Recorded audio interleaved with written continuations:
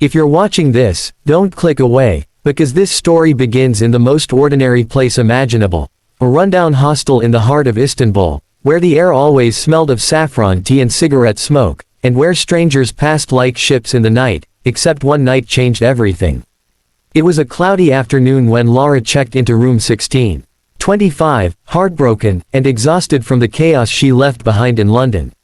She wasn't running away, she told herself. She was just breathing, relearning how to exist. She'd found the hostel on a backpacker's blog, a place where solo travelers could disappear into the crowd, a perfect hiding spot for someone like her.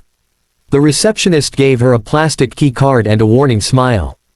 "It's shared dormitory. Don't mind the quiet guy, he's always there, but he doesn't talk much." That's the first time she heard about him, the quiet guy. Room 16 had 4 bunks, 2 occupied.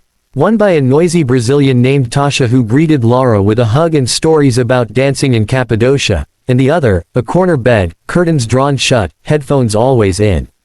The quiet guy. He barely moved, and when he did, it was like a shadow flitting between silence.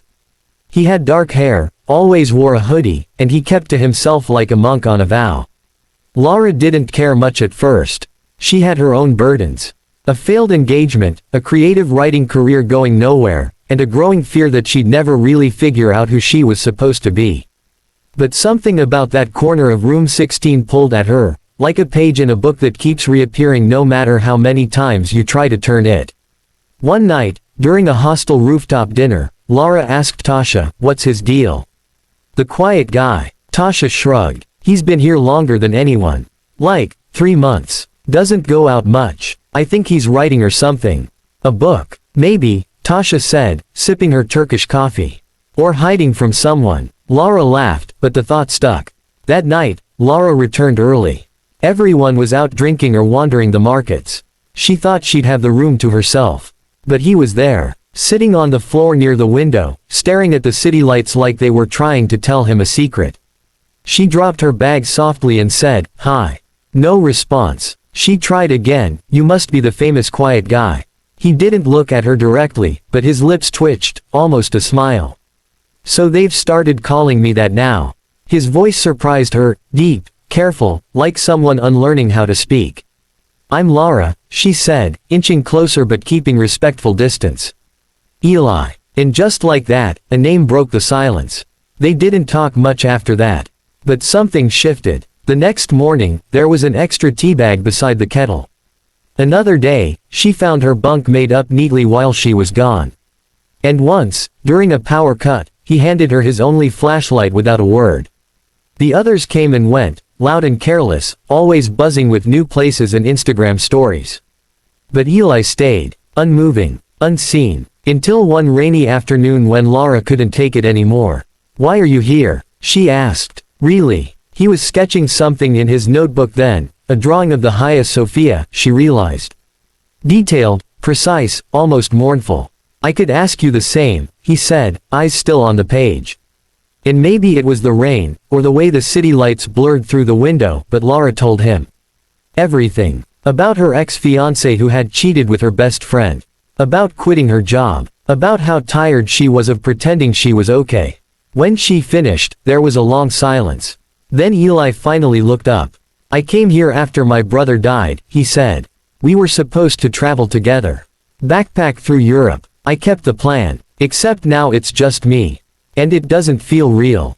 None of it does." It hit her like a blow to the chest. And in that moment, silence didn't feel awkward anymore. It felt sacred. Over the next few weeks, they found each other in stolen moments.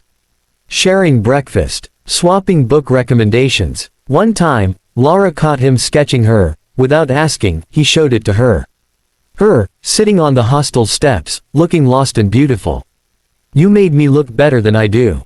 I just drew what I saw," he said simply. The walls between them began to crumble, brick by brick. One night, as the call to prayer echoed through the city, they sat on the rooftop under a shared blanket. The hostel parties buzzed below, but they had their own world above. "Do you believe in fate?" she asked, her voice barely louder than the wind. "I believe some people are meant to collide," he said. "Even if just for a chapter."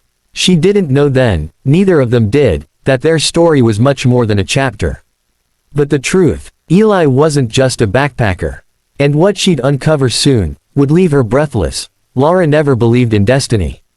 Not really. But as the days turned into weeks, and her heart began to thaw beside Eli's quiet presence, she started to wonder if Istanbul itself had been waiting for her. Waiting for them. She didn't know when it changed, when looking at Eli started to feel like home. Maybe it was the way he always noticed the little things. Like when she was too quiet during breakfast and he'd gently place her favorite chocolate on the table without asking. Or how he walked a little slower when they explored the spice bazaar, as if he wanted to give her space to think. There were moments between them now.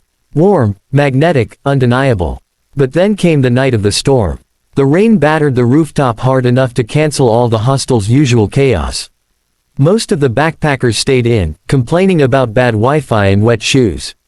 Lara sat by the kitchen, writing in her journal. Eli was nowhere to be seen. It had been hours. Something in her chest felt tight. She climbed the creaking stairs to room 16 and opened the door slowly. The room was dark. Only the flicker of a candle glowed near Eli's bunk. And he wasn't in it. But his sketchbook lay open on the bed. She didn't mean to look. But the pages fell open like secrets. What she saw made her breath catch. Page after page of drawings. Not just of her, but of others. A woman with a child. A man in a hospital bed. A funeral. A passport. A closed suitcase. Names. Maps. Coordinates. Handwritten notes in the margins like journal entries, but raw, emotional, personal. And then, there was her.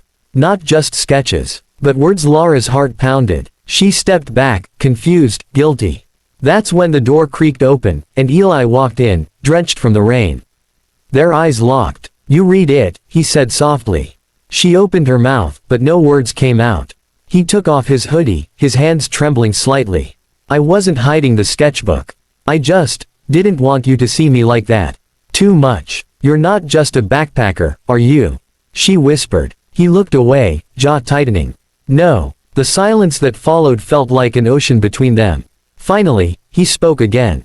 "My name isn't Eli. It's Elias Monroe. My family owns Monroe International, hotels, resorts, all that crap. I ran from it after my brother died. Everyone expected me to step up, be the next face of the empire. But I couldn't breathe in that world. I couldn't live." Lara blinked. "You're that Monroe." He nodded. "I came here to be invisible. To disappear. But then you showed up, and suddenly, I didn't want to be invisible anymore." Lara sat on the edge of her bunk. Stunned. He knelt in front of her, eyes pleading. "I know I should have told you. But for once, I wanted to be seen for who I am. Not the name, not the money. Just me." Tears welled up in her eyes. "You should have trusted me. I know." She stood. "So what now? Do you go back to that world?" "I don't want to," he said. "Not without you." Lara turned away, but he gently touched her hand. "Lara, you made me feel human again. Like maybe I deserve a second chance." She looked at him, really looked. The pain, the fear, the quiet strength. The man who made her laugh without saying much. The man who held her when she cried without needing to ask why. "I came here to disappear too," she said quietly. "Maybe we both just needed to be found." He smiled through the sadness. "Then let's stop hiding." They didn't kiss. Not yet. Some things bloomed slowly, tenderly. But the next morning, they checked out together. Elias, took her hand as they walked down the cobblestone street. They weren't sure what came next. But for the first time in a long time, both of them believed in nexts. Together. Because sometimes, the person you think is just passing through, ends up staying forever. If you're still watching, thank you. Because the most important part of this story is the one that happens after the big twist. After the secrets are revealed. After the silence breaks. Because love doesn't just begin with butterflies, it's built in the moments when two broken people choose to stay. Lara and Elias didn't leave Istanbul like a fairy tale couple riding into the sunset. No, they left holding each other's fears in their palms, uncertain, fragile, real. Their next stop was Cappadocia. He wanted her to see the sunrise from the sky.